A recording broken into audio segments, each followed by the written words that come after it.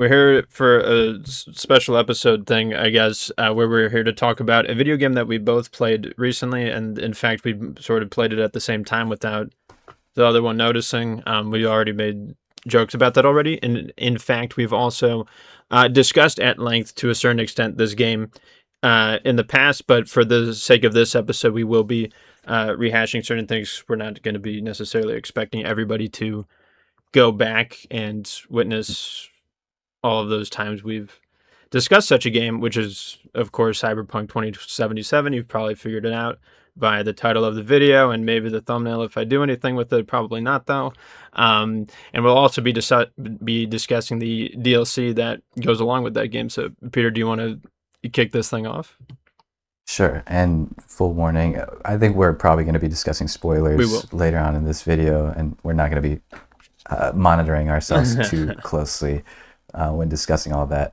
But personally, as someone who had played the game at release with all of, the jank and all the controversies that this game had on release, and then kind of coming back to it maybe 5 years later after all of these updates and DLC and a bunch of changes, I was very excited to get into it, and it was very impressive to me how much has changed, how much better everything feels, without, tweaking a ton of the core gameplay elements or any of the narrative beats. It's all pretty much the same skeleton, but with a lot of different coats of paint on it. Mm-hmm.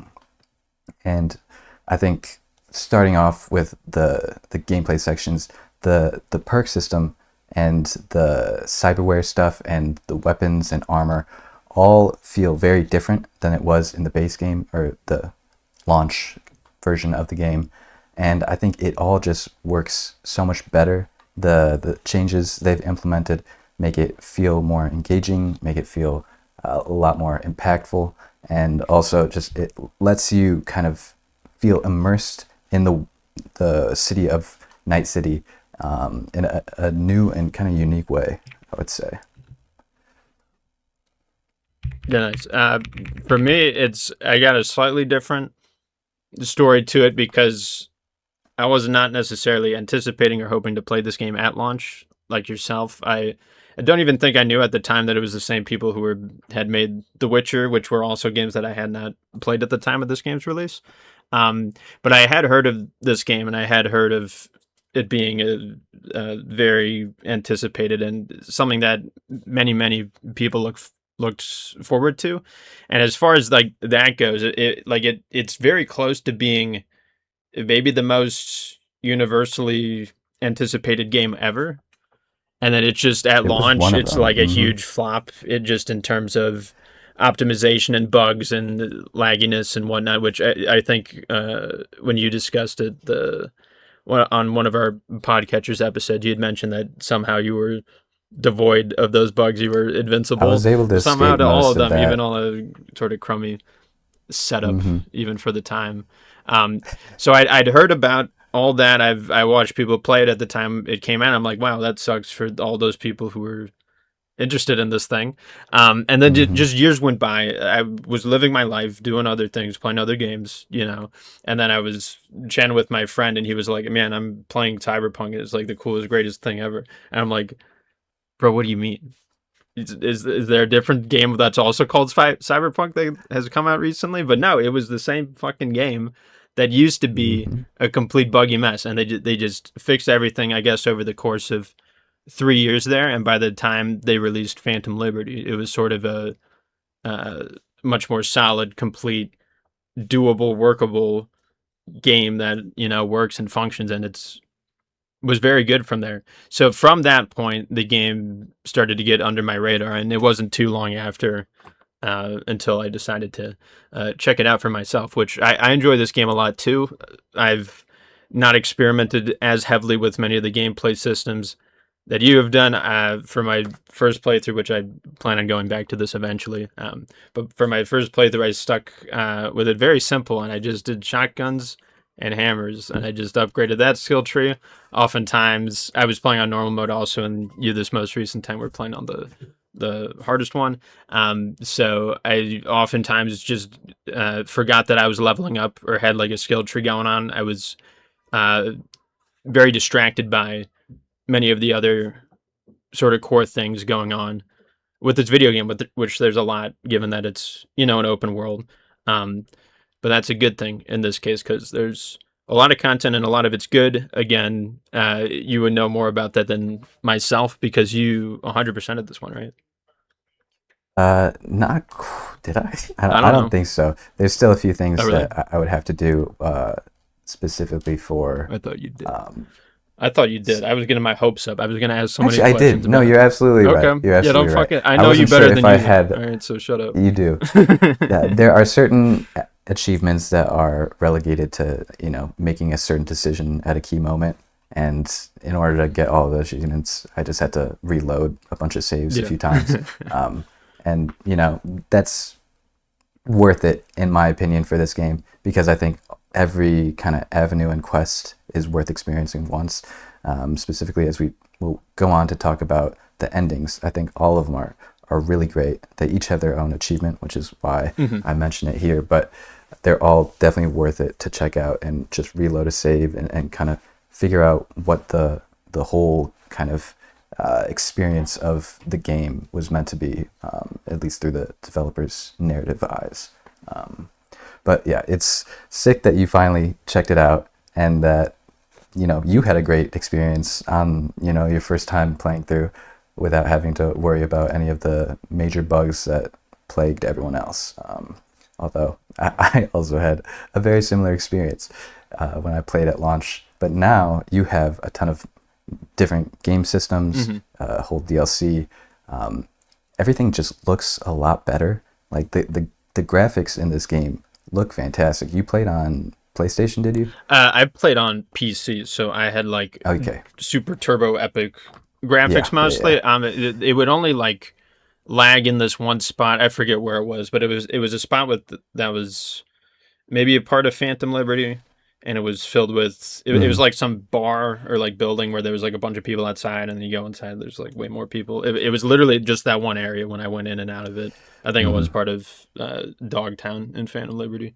Um, so it was literally the only time the game lagged. Other than that, I think I fell through the floor one time. Like I just sunk down below the world, Hmm. and that was like the main bug I experienced. But other than that, it's as big as this game was. It was very few bugs that I Yeah. uh, experienced or anything. But if we could circle back to 100%ing this game Hmm. for you, usually, at least in my experience, 100%ing games can be a bit tedious or annoying, and you're saying that you're talking very positively about 100%ing it. Was there nothing like trivial or So like for annoying or like certain what's like the worst side objective to do? certain games like this, to get 100%, you need to do all of the map completion stuff, hmm which is doing different side activities, and all the side quests and all the main stuff. But splitting up the side quests into there are a few different activities you can do. There are like gigs, and then there are NCPD crimes that will come across that you can kind of do seemingly at random when you kind of just wander by them in the world. They're like the larger Cyber Psycho hmm quest line, which is a little more in depth, and then you have your side quests with your different activities, with your brawls and your racing, and so you have to do all of that in order to get like 100%. But honestly, because of how well designed the city is, because of how fun the movement and the combat is, I really enjoyed doing all of the side activities to 100% completion. It gives me the same kind of appreciation as I had for Spider-Man, the PlayStation games, where I remember 100%ing those just because hanging around in the city and like the combat feels so good. So each of the different activities you're doing are building upon just the great base of having a fun world to explore, as well as the really great tools to interact with that world. So I enjoyed my time 100%ing it. I think it's definitely worth it if you just kind of are looking to spend more time in Night City. hmm Honestly, this game is like it's hard to stop playing because once you're cooking and you have like a good build set up, you have all of your different cars and just random stuff to do, it feels almost sad when I finished my 100% because there was nothing else I could do. I just had to leave like the game ending a and good book. find someone else to do. It is. It is. Do you really have nothing to complain about when it comes to the 100% experience of this massive ass game? There's nothing that's like, oh, this is stupid. This is a dumb side objective. Like, is it legitimately all good? There was nothing that I had to do after I had kind of done my mostly completionist run, as I usually do, just trying to do like all the side content and stuff like that. The biggest thing was doing all of the map nodes and finishing all the NCBD scanner stuff. And that's just because there are so many of them. So it is kind of tedious at that point. But if you're rolling through the city, like kind of district by district, doing side quests in that area, as well as kind of just running around and finishing the side kind of NCBD crime scanner stuff, it honestly flows really well. The way it's designed as a map makes it pretty easy to engage with and kind of clear it district by district. Yeah, the map for like an open world, it's smaller than probably a lot of other open world games, but it's very compact. And the environments are very detailed. It's a bit more vertical than perhaps other open world games. There's just a lot going on in like a smaller area, which I would take that over like something that's like Breath of the Wild or something where it's very big and wide, but there's perhaps less going on. This is just more effective, and you get to a place and there's like 5 different things to do, and like if you go off in slightly different directions just from like a somewhat smaller area, like you could just look at something and be like, oh, there's someone there, there's someone there, there's someone there. You know what I mean? There's like a unique sense of scale in the city just because of, like you said, that verticality that is implemented pretty well throughout the kind of central downtown area. And then also just the design of the city makes it pretty easy to drive around, and the GPS system is all good. The driving has definitely been tuned a lot since launch, and it feels way better. I remember having to download mods in the early launch version just because it felt really bad to drive. Yeah, for me, driving was kind of hard. I don't know if that was because I was playing on keyboard and you were playing on controller, because you could get like the more like tilt the stick rather than full throttle. I mean, for keyboards that they make them now where it's like if you press down slightly on it, it's almost like you're nudging the joystick forward, like the equivalent of that. But I don't have one of those because those are requiring of a huge sums of money for some reason. So for me, it was very sensitive. I was basically like lightly tapping multiple times to like slightly steer it one way or the other. It's probably better on controller for the controls of that. Or if you have an Epic keyboard that costs $1 million, then you could enjoy the improved steering of updated Cyberpunk 2077.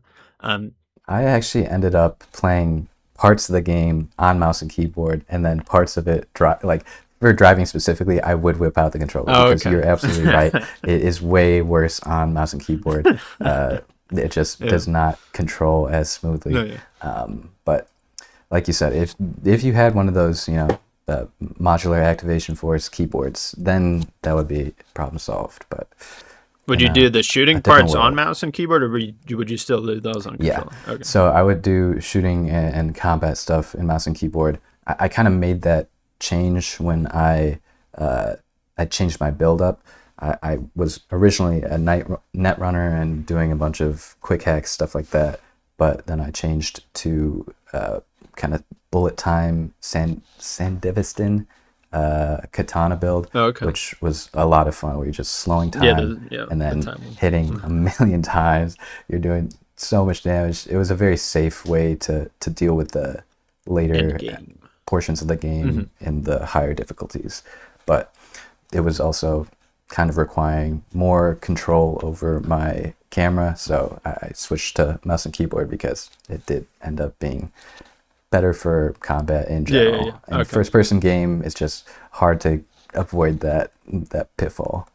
No, I mean, like if you had a controller with like gyro or something, I assume the game would function theoretically for that, or if not, there's probably a mod for Mm-hmm. it. But I mean, gyro for a controller adds a lot to the shooting and aiming aspect. It helps out Mm-hmm. a lot. But speaking of the builds and stuff, do you remember what you did for your first playthrough of what sort of skill tree? I mean, it was a very different game back then from Yeah. how you described it. So, like, what did you end up doing your first time that was maybe different than this I most recent one, or do you remember? I remember trying to do stealth. Stealth was not really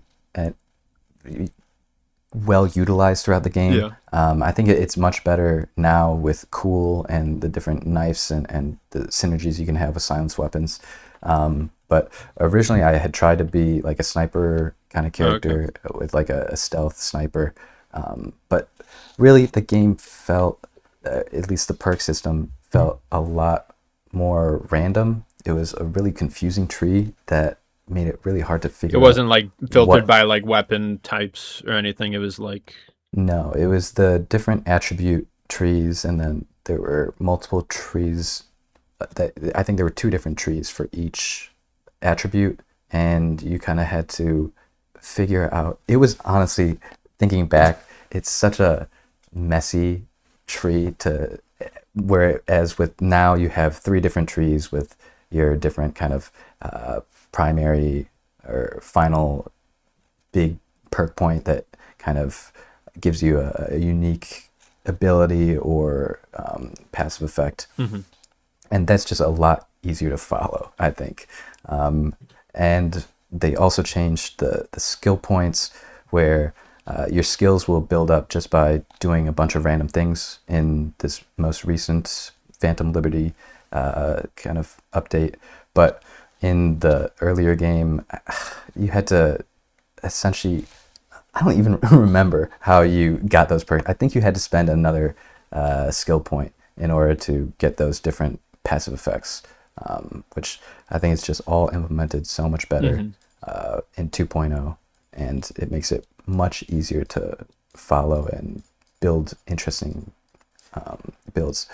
And your shotgun and bats, that was essentially all you needed. Did you use any of the fist or cyberware stuff like that? So no.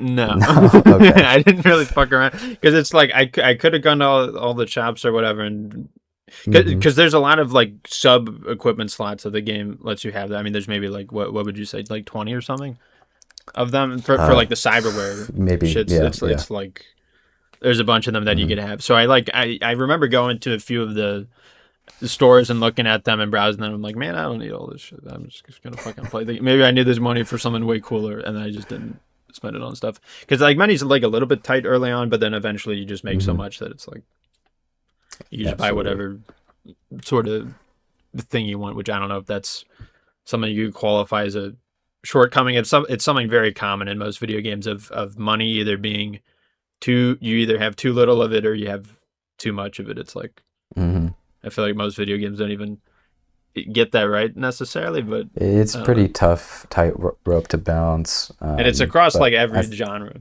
honestly. Yeah, absolutely.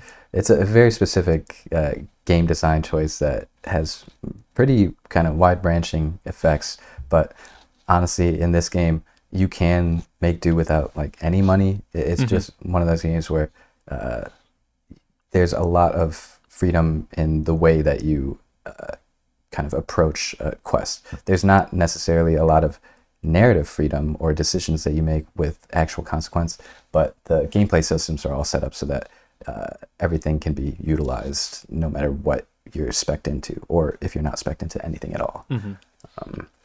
To change topics a little bit, for the across the two playthroughs also, did you both do both of those as male V or did you play as female V at all? So I played male V in my first playthrough, and kind of did romance Panem, and then I played Femme V in order to romance Judy in my most recent playthrough. And then I was I think I was a street kid in my first playthrough, and then I went corpo in my second playthrough, which I do prefer the corpo life path. And the life paths are what you choose early on in character creation. The backgrounds. There are three, and they're not really utilize all that well, you They get come up mostly in just unique. like dialogue of the way people treat you sometimes, but it Exactly. doesn't usually prevent you or make it easier for you to do certain things. I mean, sometimes it Hmm. does. I feel like I chose Nomad, which is essentially like mercenary. So it Hmm. made the ending with Pan Am, which I also went for on my first time, made it more like, I don't know, significant, legitimate. I don't Yeah, know, because she's sort of from the same background essentially. lifestyle. Wait, is Yeah. Corpo like you used to be that, but you were kicked out, or are you like rebelling against them, or what? So yeah, you start the kind of intro tutorial where you are playing your unique life path. Is you start as a corpo, working for Arasaka, and then long story short, you get betrayed and you're fired, and all of your everything's cut off. So you meet up with Jackie, who already knew you at this Oh, point, okay, and interesting. he kind of helps you get set up with, the usual. All of the different life paths lead to the same Yeah, I tutorial guess and the they have a same different first start act. game because Nomad you start Hmm. outside the city, and then you're doing like business deals, shady stuff behind the backs of certain people, and you're trying to smuggle in an iguana to Hmm. which I think eventually you see in the Arasaka building by the fucking one dude whose name I forget, but it's there. I'm pretty sure it's Hmm. the same one. Or no, he's also buying them, but I think you keep it or sell it elsewhere. I forget. But that's Hmm. where you meet Jackie. You do the sort of deal with him, and you go through like customs through the gate to enter the city. So yeah, I didn't know that. Hmm. I don't know. I guess I just thought they were all starting Yeah. from the same The starting point. But I guess the first like maybe hour or two amongst them yeah. differs. The intro to each story or each character is going to be that life path, Hmm. and No matter what, you meet Jackie though. You were destined to be friends with hmm him. I like the corpo life path a lot because I think they're mostly used as role playing tools, Yeah, just to it's kind of similar to set Mass the Effect, scene. you know, with Hmm. the three Or backgrounds like a there, and they, Dragon they just Age they just Origins. yeah, Hmm. exactly, where it's just mostly in dialogue options. It comes up if somebody else lives a similar lifestyle to you. Just Hmm. mention that, or it just comes up in like various times for certain things. So yeah, it is a role Yep. playing thing. And you're always playing the character of V, but I think it is a fairly effective role playing game to kind of force you to wrestle with how you would deal with living in Night City and some of the moral quandaries or random bullshit that you have to deal Hmm. with on a regular day there. As much as I like exploring it in a video game, it would be a fucking nightmare to actually have to deal with that city Literally on a anything regular involving basis. Yeah, it. As there's cool as the nothing good aesthetic coming out of is, there. yeah, actually fucking living in there would be. Not so good. And V is a very That's why good you gotta example leave. of that type of protagonist where, you know, you're playing from the Yeah. first person perspective, you're making choices along the way that have certain consequences. The character of no matter which gender you choose is fully voiced the whole time, and it's a very good example of like that.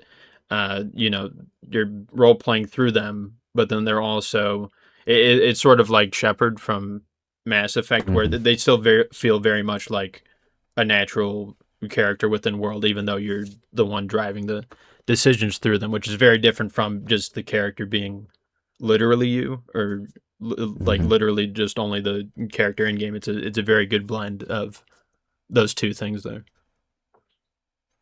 Yeah. And, speaking of the decisions you can end up making, you ended up going nomads. You went with Pan Am Yeah. and So, well, ended the up first leaving Night time I City. decided not to, if we want to transition into Mm. talking about endings, the first time I decided not to, because I'm like, I'm not, even though it makes more sense to have her Hmm. fight alongside, because that's what you're doing the whole time. But I thought it would be like almost more thematic and like not in like an epic way necessarily, but in like a downer way of the whole like the just the idea of Night City being a place that fucking Hmm. pushes people down. You know, Yeah. the idea that It's a like yeah, parasite. like nobody Hmm. learns anything or something. It's like one of those uh, Hmm. sorts of endings where everything is in like a sort of dark, somber world, and there's maybe forces at play in the main character's life that's sort of like raising them up and maybe creating some sort of like positive somehow ending thing, and then it all just sort of comes crashing down at the end. Which I mean, you could Hmm. describe most of the endings in that game as sort of that. There's a lot of bad Oh, endings. there's more bad endings than good endings, which Yes, we'll talk about. But for me deciding to do things in the way your that I first did, I game. was like, I'm leaving Pan Am out because V is very centered on the idea that Got like it. Mm-hmm. I have to be the one to solve this thing myself. I can't involve other people, even though he's been fighting alongside these people, and he A should lot know of by this people. point that he could rely on her of all people. So I did that, and it's a really all of them are brutal, most of them for the endings. But the raiding the Arasaka Tower and just being in that space center and going crazy, like it's fucking, oh my god, it sucks. It's a fun mission, though. I think it's a good kind of. There are so many good, like, set piece moments throughout the game. All of the story, like the first act concluding with the Arasaka Tower heist, I think that was great. It's definitely more of like a linear experience for that first act when you're kind of stuck in Watson, but there's a good amount of freedom, and it helps to introduce a lot of gameplay elements and keep a kind of a microcosm of the wider game at large. But you know, the set piece of raiding Arasaka Tower at the end solo. Mm-hmm. Did you go solo? Or for the first time. Yeah, it's a fun experience. It is hard though, especially on the harder difficulty. Mm-hmm. Going up against Smasher at the final. Yeah, it took me a couple tries on the first time. Yeah, because it's him himself, and then he has like other dudes shooting lasers at you from across the battlefield and stuff. Great set piece though. And did you ever do any of the Arasaka endings? You ever side with Goro? I mean, I love him as a character. The quests with him are great, and I understand where he's coming from. Is that just when you're in the space station and you're asked to sign the thing and then you say yes? Yeah. I mean, I think I what did I do? I did experience the ending there where you become like a hamster and you just fucking like earn like a loop thing in your brain. It's just like completely washed. And then eventually you could either just stay there or return to Earth, but things are like much more different. Not looking good. Yeah. Yeah. The selling your soul to Arasaka, not a good ending. They're like the ultimate bad guys, and they're just gonna fuck you over. Yeah. Like no matter what characters you come across, almost every single person, whether they're like on your side or not, almost every single one of them hates this dude. It's like, don't do it. Yeah. We haven't even talked about Johnny Silverhand, who's gonna be with you like the entire time. You know, Keanu, as much as I don't think he's an incredible voice actor, or actor in general, the character, or actor in general, great guy, but. Yeah. Regardless, Johnny Silverhand, excellent character. I love really this character. Written. I love this archetype of like a schizo, like making a person up in my head that only I could communicate with. And they have a great. You could almost like it would be almost the equivalent of like if a silent protagonist had like a character floating around with them, but this is actually a character who could talk. And now they're in a one-way communication with somebody who cannot communicate with other people, for the most part, in general. You find ways have like around that through certain side quests and stuff, which is very interesting. They have that weird cyberpunk connection where things are like they're the same person, but they're different. They're blending in. One of the endings one another. So take over, which was. I don't know if we want to talk about that one. It's not one I experienced, but I assume you did for the achievements. I did. It's definitely not one of my favorite ones, but I appreciate what it does to Johnny as a character, and it helps really kind of drive home that relationship that V and Johnny have, which is definitely, I think, one of the strongest aspects of the game and the narrative as a whole is just building up these two characters and the relationship between them. He's such a dick at the beginning. He's so annoying. He's the devil on your shoulder, and he's like always telling you to get up to no good. He always hates every single person you're talking to. It doesn't matter what's happening. He's like, these guys are gonna fuck you over, everyone or whatever. But as you come to understand more about his backstory and understand what it is that you're dealing with, like how you're supposed to deal with what Arasaka is doing to you, you come to realize that he has very valid reasons to be feeling how he is, and it helps to make the whole relationship way more full and well realized. He's definitely one of my favorite gaming. I guess, is he a companion? He's not really. He sort of is. He is kind of. I like him more than Navi from Ocarina of Time. That's if we had to the bar compare is. things here. Yeah. But it does have that dynamic where he is an asshole to you initially, and you expect it to go in a direction where, okay, there's going to be an arc or two, and we're going to get to know him better, and he's going to be maybe slightly nicer to us eventually. And it does depend slightly upon your ending and whatnot, but there were definitely times where he eased up and was slightly nicer. That is true, because you can impact your relationship with Johnny. If you constantly belittle him and like disagree with him and are constantly fighting with him, he's not going to offer to save you at the end. And there are different kind of reactions that he'll have to a lot of your stuff. Yeah. So I've never done those because I find it really hard to make evil, quote unquote, decisions in games. And so it's not really fun to experience making everyone around me hate me. I don't know why I would really want to do that in the game. Yeah, I'm trying not to do that in real life, so I'd rather avoid it in gaming also. I'm trying to train. Yeah, I mean, because gaming, it's like it's about living in fantasies and stuff, and I don't want to live in the fantasy where it's like that film All My Friends Hate Me or whatever, which I haven't seen, but from my understanding of what that film's about, as the title describes somewhat. I'm trying to avoid that very situation. Fitting in this one. So, but Johnny, he can end up hating you, but I think if you go through the process of making him appreciate you, becoming a really good and important friend to him, I think all of the endings work better. Because if you do end up giving your body over to Johnny, then it's almost like a reincarnation to some extent. It's a very nice and kind of bittersweet ending like that, where he appreciates what you've done for him. You've changed him largely, and it's kind of an ambiguous ending as to what he's going to get up to in the future. But if you let Johnny take over your body, that ending, doesn't he fucking like, if you're romancing people, he like ghosts them? He goes to like all your relationships and just goes on and does whatever the fuck. He does not stay in Night City, which I think is probably for the best. But it does feel bad because you do get those post-credit sequences of my god, they're so brutal. They're so brutal. Like all of your companions across the it plays during the credit sequence where a lot of your friends you've made along the way will send you sort of messages on like video calls or to either catch up. Some of them positive, some of them not so positive. The one main dude who's supplying like your fucking Vic armaments and whatnot is he's such a homie through like all of them. He's always on like the positive side. Shout out Vic.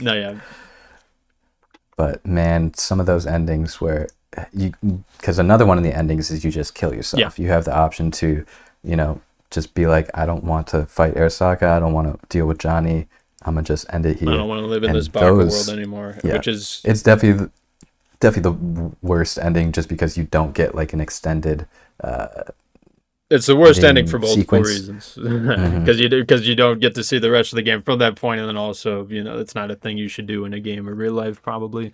Definitely. And then you just get to see the reactions of everyone who loved you, just absolutely brutal. It's definitely, because I watched the cutscenes for it rather than playing it for the different endings. But yeah, those are brutal, and like Panem's like pissed especially off if you've at you, romanced and, like, someone. It's all great, believable character reactions. Goes to show how good the writing is across the board for all the characters and the wider narrative as a whole. But not a fun ending. The other ones are obviously, your first one was to choose the Merc ending, where you go, I think it's the Sun, where you become the greatest in Night City, which the Star is the greatest in Night City. The Sun is where you leave. Yeah, okay, that's right. Just so, because in case we ever get comments on the videos, they'll inform us. You don't have to do that now. You're welcome. I do like the Star one, but it does feel bittersweet because you only have a certain amount of time left. Right. It feels significant though to that whole idea of Johnny touching on it, where it's like he wants to die in a fucking burn out like Icarus or whatever. It's definitely one of the central themes, because it's what Dex Deshawn asks you at like the Act 1 very beginning, is Blaze of Glory or die a nobody, and it's definitely the realization of one of those dreams. But yeah, without I like the ambiguousness of the sun, where you leave, you're with the Aldecados, and you don't have a concrete plan. There's no guarantee of a cure. You probably won't live for too long, but it's still, even despite that, it's probably the most positive ending, because you for one, you leave Night City, which is a good thing, because it's not a good place to exist within. And then if you were romancing either Judy or Panem, you go with them, so you get to have fun romance time outside of the terrible place, which is mostly a good thing. It definitely seems like anywhere outside of Night City is a good idea. Preferable. I know there are like wider lore and world building. Like there's still Europe that are like, they're doing well. Honestly, the U.S. isn't a very bad place in the Cyberpunk universe, and specifically Night City is technically not even a part of the U.S. Right. It's something. A sovereign territory, and within that is another sovereign territory, that of Dogtown, which is introduced in the Phantom Liberty DLC, and it's I thought it was a great DLC. They definitely took notes from how the narrative and the quests were for the base game, and they said, okay, you guys wanted more choice and consequence, we'll give you more choice and consequence, and that's kind of the big driving factor of the quests in Phantom Liberty, I think, is responding to those issues. Yeah, there's definitely some consequences, and there's I would say there's like I guess 6 technically major choices in total, where you go on one narrative path and then it splits in 2, and then from there it splits into again, sort of from there, it sort of interweaving to like you siding with one person or another, and then you do some missions depending on that, and then that diverges again when you either decide to stick with them or betray them and sort of help the other person, which is rather interesting. Yeah, because you get at least some missions that are completely choice dependent, and you kind of get a string of quests that feel like a direct consequence of your actions, your decision to support either Songbird or Reed. And as a duo, as a foil of characters that you have to kind of interact with, build relationships with, and then decide with who to support, I think it does a really good job of building them up. And neither of them are trustworthy. They're both spies. You're one getting of them caught up in this. They're both using you, really. Yeah, there's a ton of espionage in this one. I really like the format of the quest as, a spy thriller, Tinker Tailor, Soldier Spy. It's all in the design of it. I love, Myers as a terrible, like, villain behind the scenes. Like, you get to interact with her very early on, and you're like, oh, she's a normal person. And then you realize how much of that corporate menace is behind the mask, and there's just no soul there. It's all about the NUSA, it's about Militech, it's about consolidating power, and Songbird is her tool. She's a nuclear weapon, essentially. Really good kind of narrative formation for that, with Reed being such a yes man. He's a very likable person, and he's a very, like, obviously flawed one, where his loyalty is both, I guess, sort of his best and worst attribute. I'm thinking of it's the Camus archetype in Fire Emblem, where you have the character good guy on the bad side. Exactly. And will never change sides, because that's how it is. It's a fun archetype. He's a very good version of it. Yes. I think Idris Elba as Solomon Reed. Also, I think he's better than Keanu.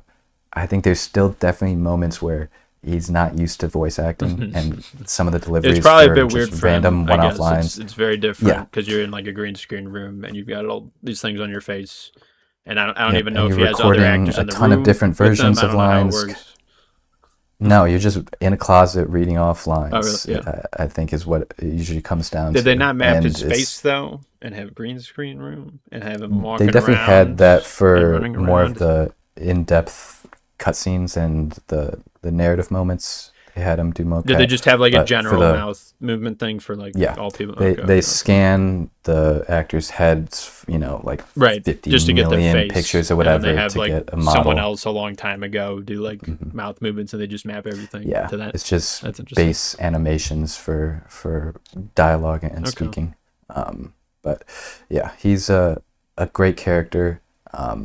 Some of his the voice deliveries are a little tough, but I think overall it really works as a character. He's a very brooding, kind of honor bound soldier, and He's got a it's great such a introduction where it's like he like means business, and he's somebody mhm, like who seems very out of your league in terms of like mhm. connections and actual like combat prowess And by and large. intel. He Yeah. just knows more than you. Yeah. He has more experience than you. And this is all. I mean, at this point, your V is usually like a pretty fucking powerful You're merc. probably Like coming and if you're starting getting this into at least like Dogtown, maybe halfway through or a third of the way through yeah, your like main it story is playthrough. locked behind a Oh, is it? certain main quest line that Okay. you have to finish, which is relatively far into the game.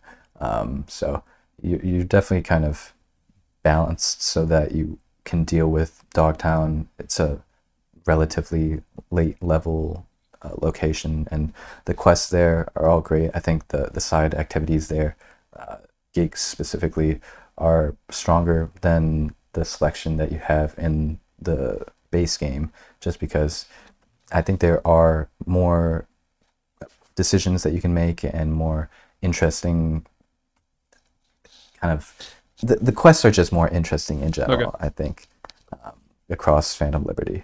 They Do enhanced you the think world building a bit more, or because I it don't think I did? did too many in Dogtown Okay, specifically, or if really? I did, I probably Hmm. wasn't keeping track of the difference too much there. Yeah, I think the gigs in general are they just add spice to the world. You get to meet some weird ones. There are some really depressing ones. There are ones where you get to make a decision between one good decision and one not so good decision, and then there are some where there are no good decisions, and you just have to kind of lead with your gut and make Flip a a coin. yeah. Some of the quests leave you with a bad taste in your mouth, but That's in Dogtown. general, that is Dogtown, and that's Night City, and that's what they're trying to teach you Hammer is home. the game. The city is not your friend. It's fun to experience it and look around with, and the idea of it is so powerful for a lot of people, the glitz and glamour. Hmm. But man, those skyscrapers that you see the corpos go into, it's the same thing as the gangs on the ground. Like the corpo warfare is really just another form of gang warfare, and it goes all the way to the top. But I like the going back to Phantom Liberty.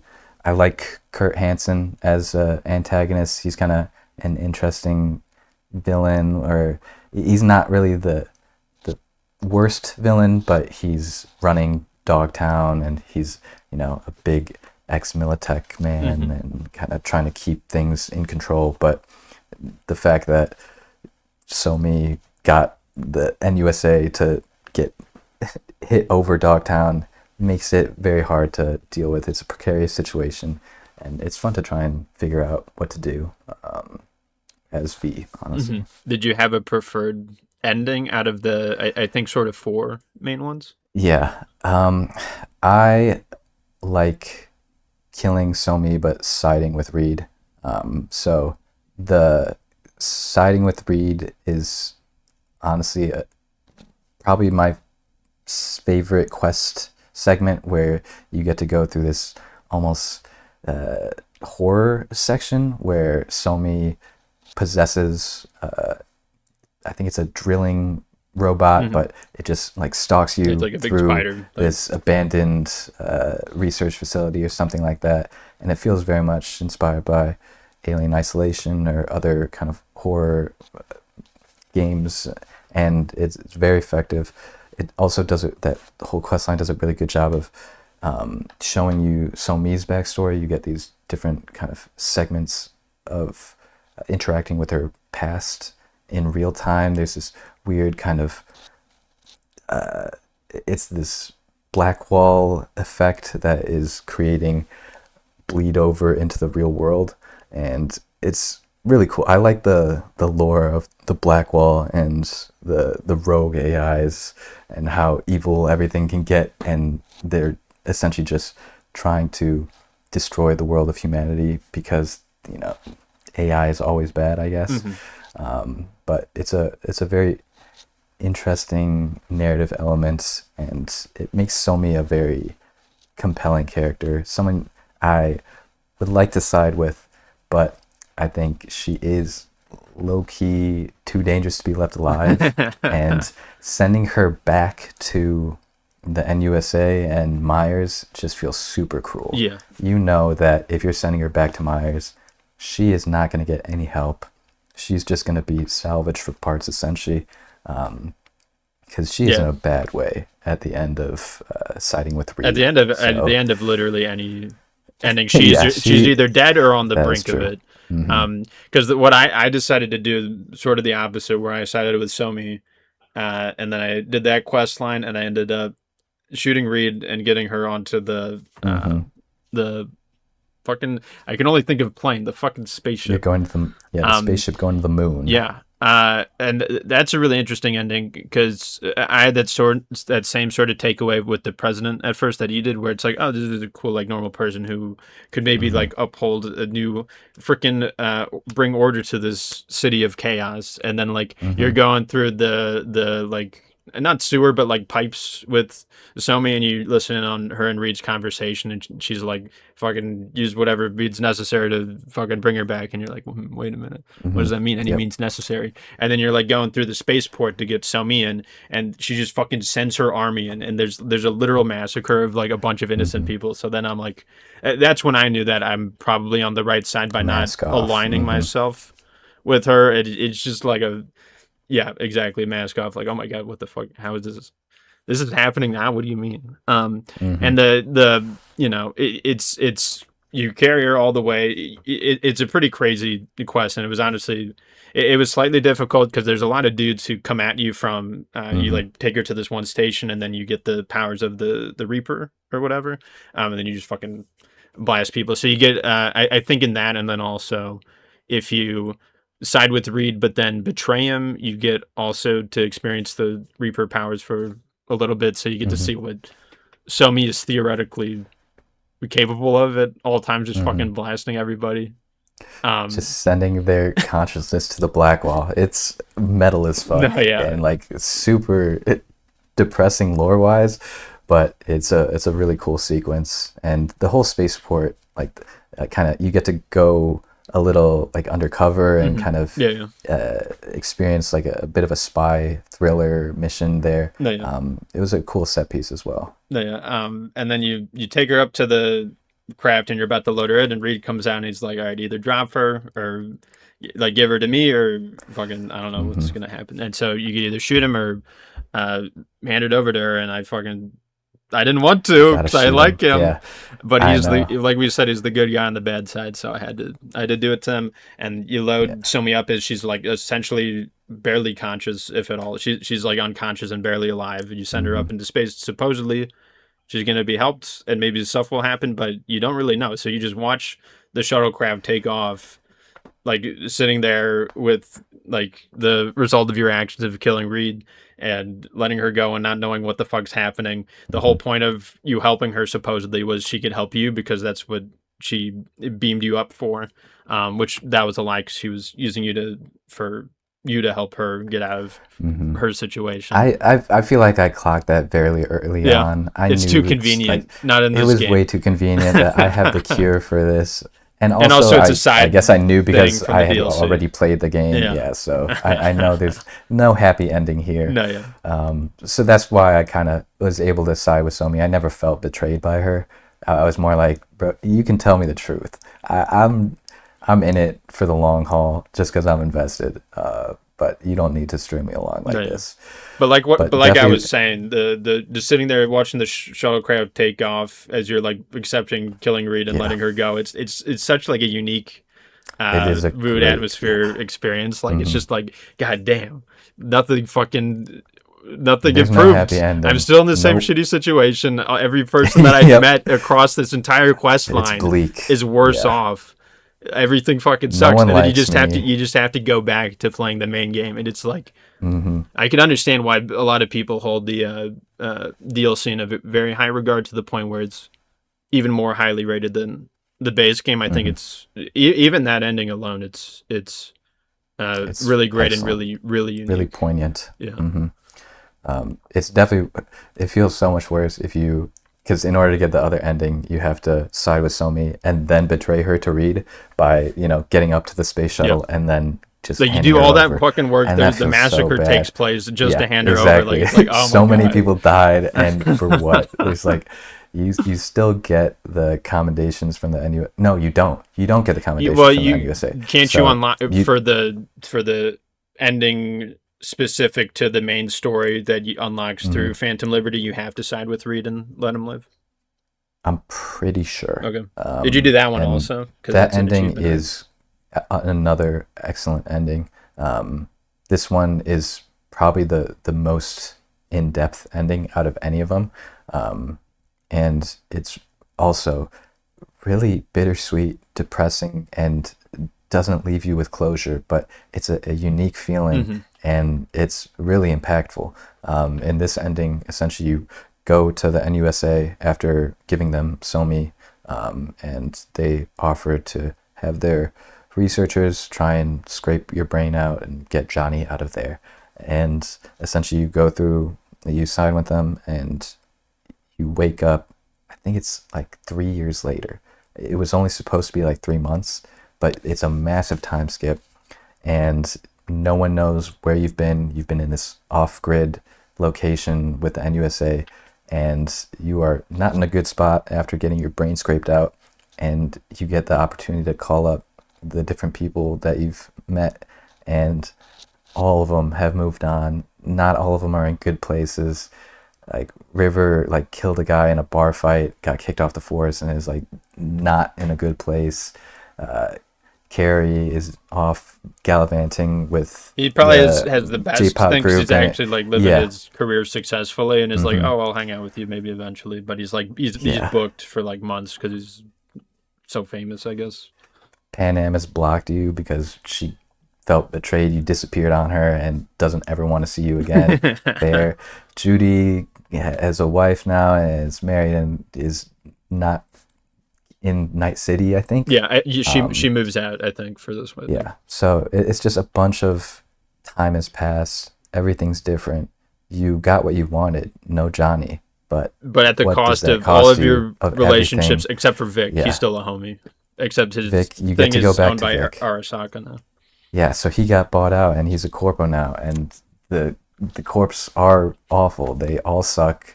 They're all parasites, and it feels so bad going to Vic's shop, and they're people are kicking you out. You're just a regular guy now. You have no cybernetics. Yeah, you can't do shit. You're bad at fighting. You can't even probably pick up a gun and fire. You're super fucking weak. You're like a handicapped person, and in Night City, you do not last long. So it's a really sobering experience going back to Vic's with no powers, trying to reconnect with someone who knew you, and essentially you're sent on your way, and you get mugged, and you run into another acquaintance who kind of helps you come to terms with it. It's a great kind of sequence that you get with Misty, who also, she left Night City and just came back, and it's like, I feel so much better. And so you're left with that, the idea that life could be better if you leave Night City, but you get this opportunity to become a tabula rasa face in the crowd by not having any name attached to you anymore. It's a really great ending. I love it. I think it is maybe my favorite as a way to explore the themes that the game is trying to come across. Mm-hmm. Really unique and memorable. Love it so much. Definitely not a good one though. Like I would never want my V to go through this and to have to I'd rather stick side with with Johnny the until NSA. I die. You know. Absolutely. I will raid Arasaka Tower before I would ever shake hands with Myers. So, Book Smasher and Mary Pan Am. Speaking of the romance options, I guess we have a fucking waifu in common. I couldn't figure out the other word for that. Pan Am is definitely one of my favorite romances in gaming. I love her as a companion, as a character, and her quest line is a lot of fun. I think all of the different kind of companion quests that you get are great, whether that be Pan Am's or Judy's. I like Rivers a lot, even though I don't like River that much as a character. I think his quest line with the serial killer is so cool, so unique. Great set pieces there. And then Goro feels bad as a companion because Can you I'm romance never Goro? going to go the full way with Or do you it. mean Carrie? No. Carrie, yeah. You can't I go do the full way if you're a woman. No. But he's a cool character as a remnant of Johnny's backstory. He doesn't have as much time just because he's introduced fairly later. Yeah. in the game, but he's got some cool moments. Yeah, I like the side rock quests out with with him, him. and I didn't romance him myself, but from like watching the cutscenes and reading up about it, it seemed like not only an interesting chain of events there, but like for the character specifically, he seemed fairly complicated. And I could imagine like a stupid movie biopic about him, where it's like a rise to fame of like being in a band and then him butting heads with other people and then breaking up and him having a solo career. He gets married, he has kids, he gets divorced, he becomes struggling. I don't know, he was maybe addicted to something, or at least he was very depressed. And then all of a sudden, like magic, some fucking person claiming to essentially possess the soul of one of his past bandmates who died and disappeared shows up. It literally breaks into his fucking house and just starts playing the guitar in the same way. So it's a very interesting thing there, and it's a very interesting character where he's grappling with the complexities of essentially he's bi, sort of, because he does like women and he has a wife, but then he had feelings for Johnny, and then he's coming to terms with now having feelings for you, and that's the only reason why he could romance a male It's a V. messy romance. Yeah. It's interesting, but I do like it as another way to explore the weird, fucked up world of Cyberpunk and the unique position relationships are in with technology that can, clone a soul.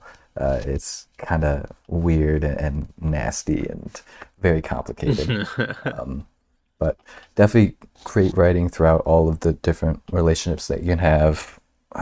I think really all of the writing is super solid across the board. Yeah. As much as there for any part of the game, whether it's the main story or optional stuff. The side quests are great. Yep. It is a little disappointing if you're going into it expecting a role-playing game like a Baldur's Gate where everything is super consequential and always interacting with your decisions and making you feel like there are actual consequences.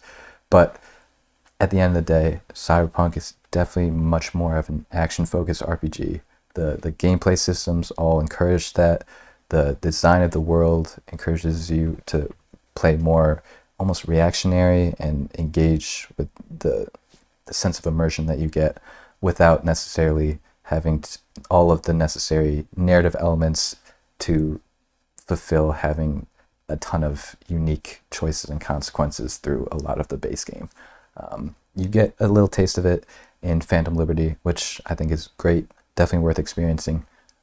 But don't go into playing Cyberpunk expecting it to be a Baldur's Gate. It's a unique beast. It's a very kind of unique game in general. I really don't think I could...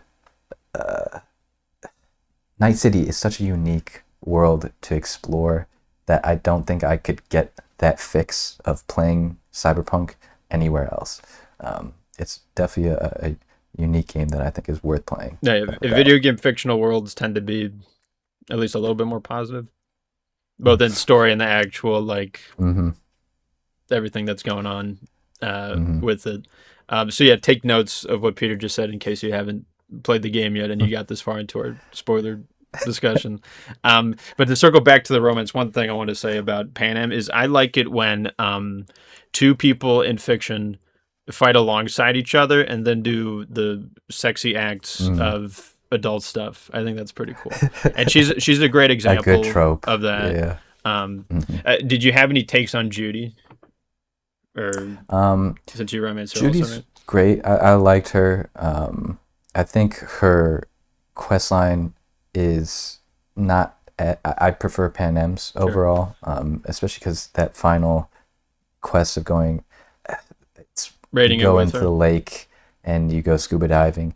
It's just very slow. Okay. It's a super slow quest, and it kind of drags down my You're experience. Like, where's the action? Meanwhile, Pan Am, you're fucking it's a cool set piece. No doubt. Yeah, because like it's a whole, village that got drowned by the dam, and it's at the bottom of the lake. Very cool. Definitely gives you a ton of world building as to, man, the lives and people's livelihoods are just completely expendable in Night City and the world of Cyberpunk.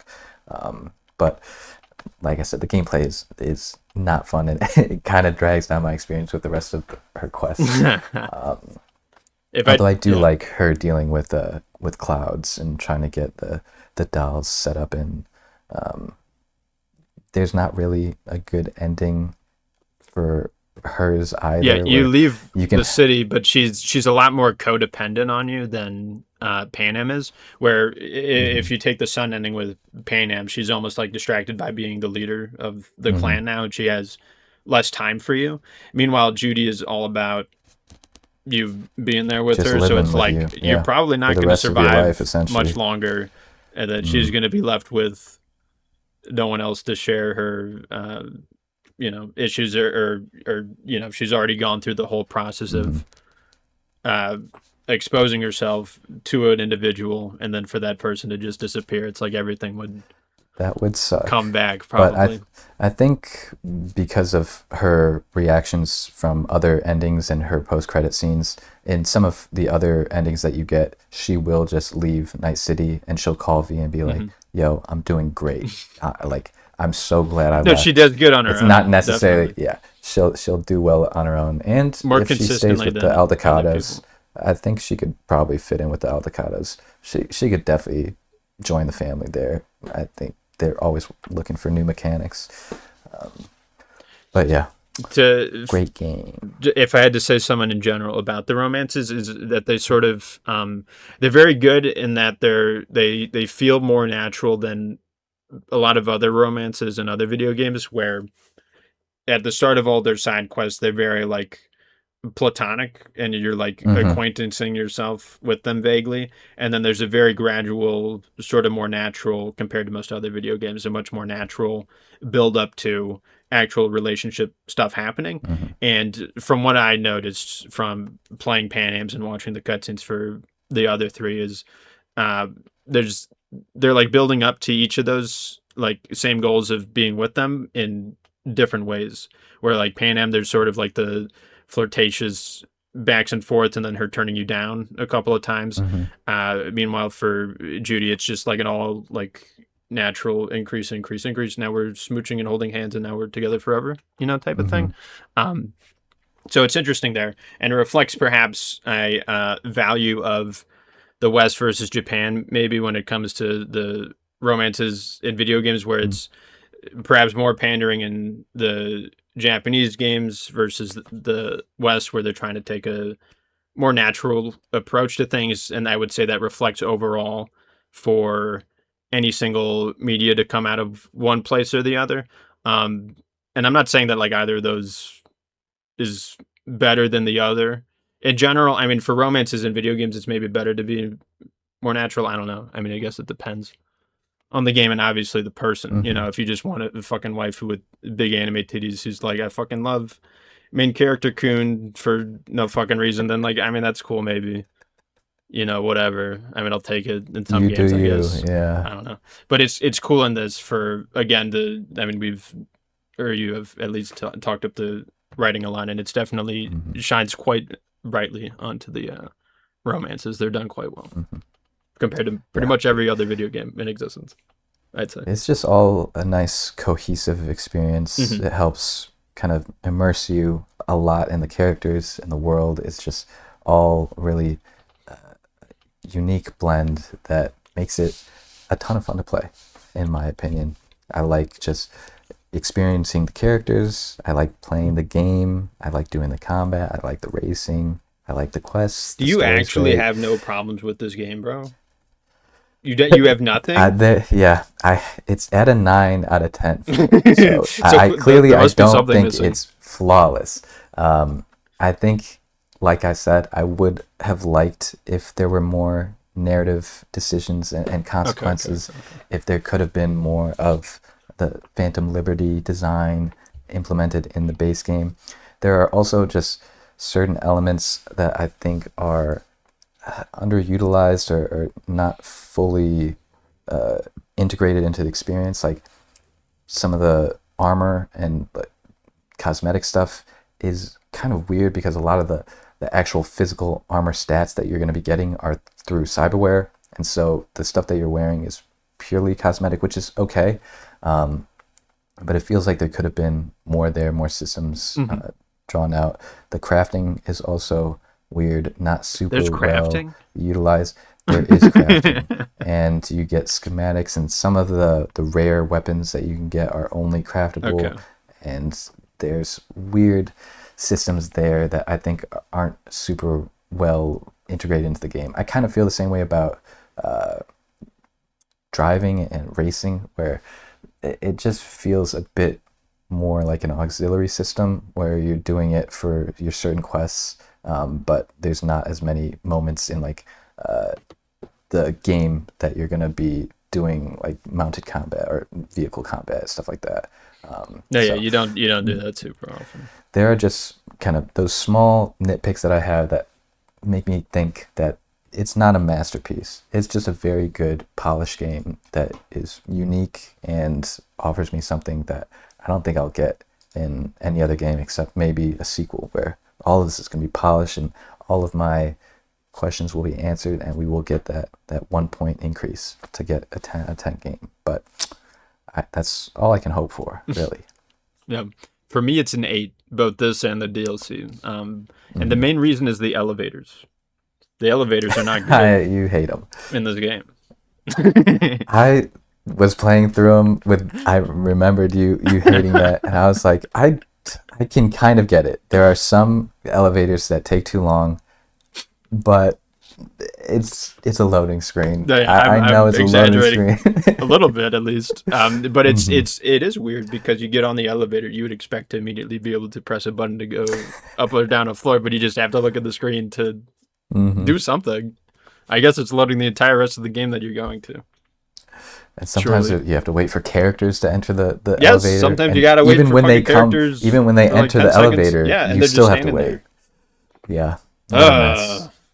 CD Projekt Red, get on this shit. Fix your fucking elevators, game. Bro. Fix your it's fucking still broken. Game. God damn it. 3 years later. Oh my god. No support. Yeah. Very unfortunate. Other than that, to reiterate some qualms that I had. There was platforming moments at times and they were not good. I don't remember when or what. It might have been like when you were doing something with Goro and there's like you're going up or down like a building vertically or something. I don't remember. Or it might have been part of Phantom Liberty specifically because there's Did you have the double jump? No. Oh my god. That because I realized I had a use dash cyberware in midair. You have a dash, yep, which is very useful. It's definitely one of the most important skills that you can get. But you didn't have you had no leg wear. You had the cyberware that you can get impacts your movement, and it impacts your movement in a big way. There's one that gives you a charged hop, which lets you jump like up the side of a building pretty far. There's a double jump, which I always use. definitely the best movement skill that you can get. There's one that makes you sprint faster. There's one that makes you take no fall damage and sneak fast and sneak better. But man, without the double jump, that's crazy. It is actually game changing. It makes moving around the city so much fun. Yeah. That's why I liked exploring the city, because for the most part, I wasn't even driving.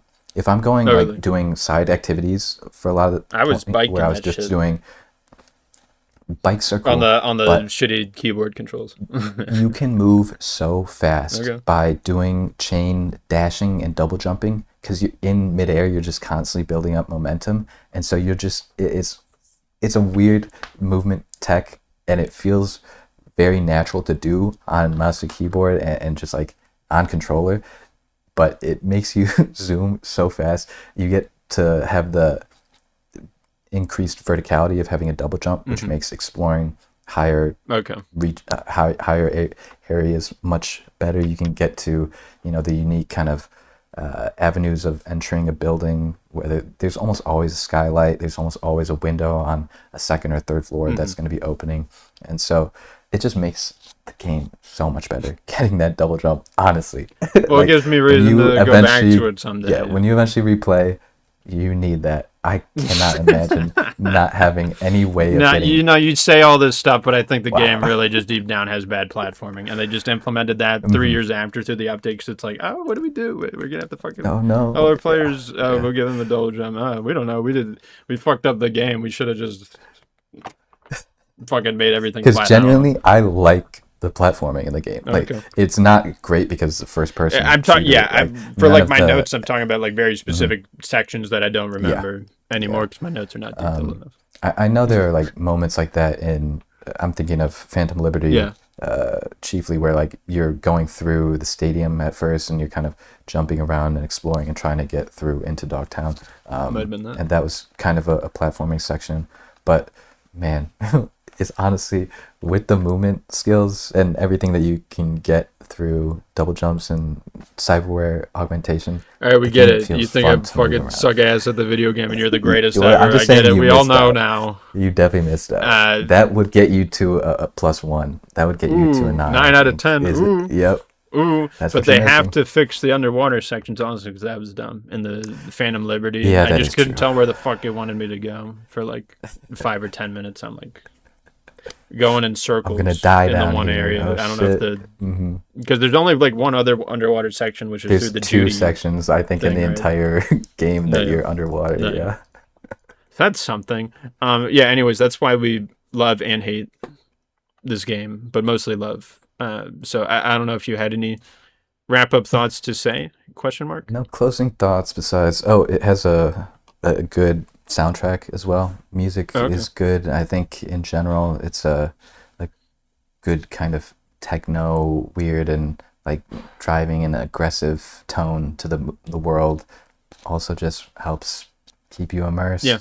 The radios that they added to the vehicles are fun. You get a bunch of different stations, a bunch of different types of music. Were they all made originally for this game, or are there any licensed songs? Not all of them, but there are a lot of unique tracks that were made for the soundtrack. Were they made by like not video game composers and like random bands and stuff that you know? You met Lizzy Wizzy. I met them? The silver android. Oh, in the video game. I thought you meant like I met like a real life artist. No. I'm like, no, I don't meet people. She is voiced by Grimes, who you know as maybe one of Elon's baby mamas, but she was also a pop music artist, weird avant-garde stuff. Yeah. Love her stuff. Not so much recently. She's kind of fallen off, but that is her, and she's made music for the soundtrack, and there's a ton of other artists that have been involved. Definitely cool stuff. Just another kind of note to add to a really fun game.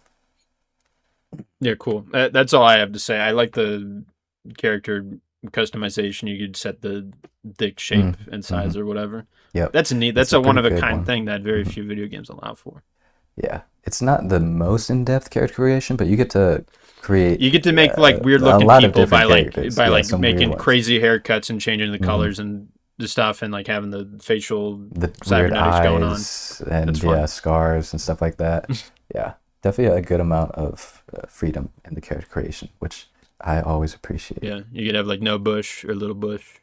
It's pretty cool. You can shape it into a heart, I think, maybe. I don't know. You get tattoos, stuff like that. There's a lot of stuff you could do with Cyberpunk. You could do everything. With the power mods, probably, which I didn't experiment too heavily with any of those for this game specifically. I played with some mods, mostly for quality of life stuff. It's like UI, random stuff, like fixing the elevators. No, there's no fix for the elevators. I wish. Because nobody gives a shit. Everybody else just plays the game. No one They're cares. like, this is just life. This is normal for me. I love standing in the elevator for 5 seconds and I wait for the fucking button to work. Busted elevators. Oh my fucking god! Damn. But that's why we have this YouTube channel. We're here to talk about unique takes, and we do it monthly in the form of the podcatchers, where we do media consumption, what we did in the past month, or as we like to prefer to call it, pod collecting, because that's a nicer word for media consumption. We do that every month on this channel. It's a great series. The millions of our fans love that shit, and they talk about it every day, and they also comment about it, and they tell every single person that they know about it. And then every once in a while, maybe every 2 months or so, we do more focused videos like this. So make sure to subscribe and comment and tell all your friends and family about how beautiful our faces and voices are. So thank you for watching, and we'll see you hopefully in the next one.